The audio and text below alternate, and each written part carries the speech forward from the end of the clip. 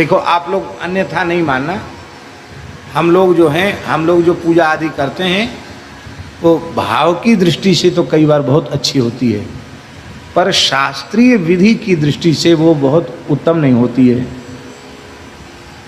इसलिए जहाँ आप जाओगे वहाँ आरती में कुछ ना कुछ फर्क दिखाई पड़ेगा, पूजा में भी कुछ ना कुछ फर्क दिखाई पड़ेगा।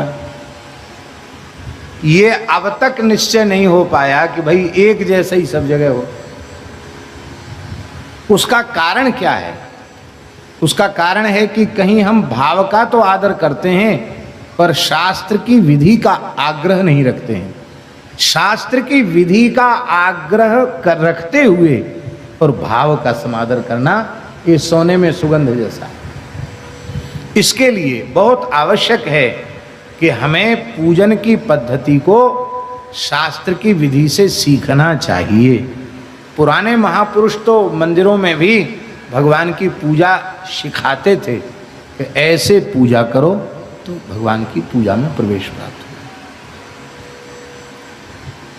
हो। दक्षिण में वैखानस आगम के अनुसार और नारद पांचरात्र आदि आगम के अनुसार पूजा होती है, बहुत अच्छी बात है। ऐसी शास्त्र और भाव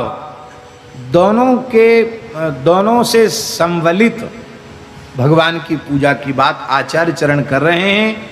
सम्यक भगवान के अर्चन करने से, पूजा करने से और महाराज जी को भगवान में प्रेम जग जाता है।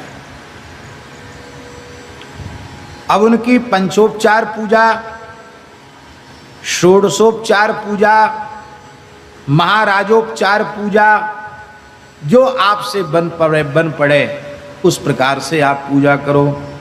और महाराज जी, ठाकुर जी इतने सरल हैं, इतने सरल हैं। आप अकिंचन साधु हैं, कुछ नहीं है आपके पास। एक घड़ा मंदाकिनी जी का जल बढ़िया छान कर भर लाओ और एक टोकरी भर के बढ़िया हरी हरी तुलसी पुष्प ले आओ और केवल विधि का उच्चारण करते चले जाओ और प्रत्येक उपचार के साथ तुलसी पुष्प ही अर्पित कर दो। इतने मात्र से ठाकुर जी संपूर्ण पूजा स्वीकार कर लेंगे, क्योंकि सुर साधु चाहत भाव सिंधु तोष की जल अंजलि दिए। इतनी भी आपकी सामर्थ्य नहीं, केवल जल से भगवान तृप्त हो जाएंगे, हैं? और जल भी एक घड़ा भर के नहीं चाहिए। तुलसी दल मात्रेण जलस्य चुलुकेनवा, एक चुल्लू जल। विक्रीणीते स्वमात्मानं भक्तेभ्यो भक्तवत्सलः।